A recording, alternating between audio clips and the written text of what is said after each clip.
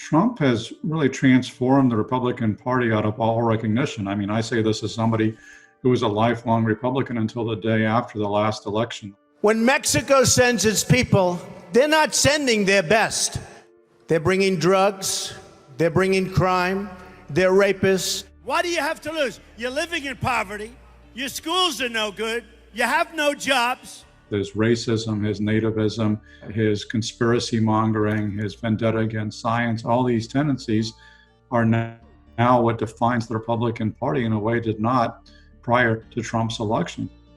One of the most disturbing things we've seen in the last few years is that even as Trump has alienated most Americans, even as he has governed atrociously, as he's presiding over a set of catastrophes we have not seen in perhaps a century, nevertheless, he still holds the support of roughly 85-90% of the Republican Party.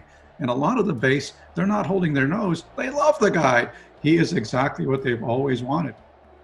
But already you're starting to see the jockeying for the post-Trumpian future of the Republican Party. And I think you're going to see a lot of people who are basically made in Trump's image or have remade themselves in Trump's image, like Tom Cotton or Josh Hawley or Mike Pompeo.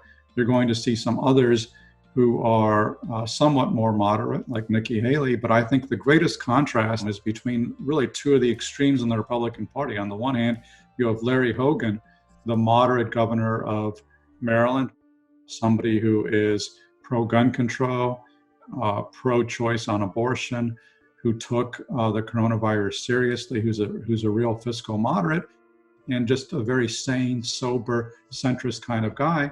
And on the other side, you have Tucker Carlson. Tucker Carlson is the #1 rated host on Fox News. He is watched by millions of people every single day. Good evening and welcome to Tucker Carlson. Why is Tucker so popular? Because he offers them more of what Trump does. A moral obligation to admit the world's poor, they tell us, even if it makes our own country poorer and dirtier and more divided. The speech says, look, our civilization is superior and we need to defend it. What's wrong with saying that? Latin American countries are changing election outcomes here by forcing demographic change on this country. Their political success does not depend on good policies, but on demographic replacement, and they'll do anything to make sure it happens. This may be a lot of things, this moment we're living through, but it is definitely not about black lives. And remember that when they come for you, and at this rate, they will.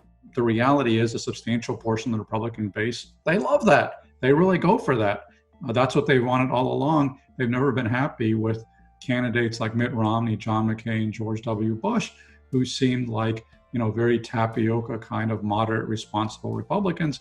And certainly Larry Hogan is even more of the same. And now if I had to bet my money, I would say that Tucker Carlson is a much more likely Republican nominee in 2024 than Larry Hogan. And I think that tells you a lot about the state of the party today.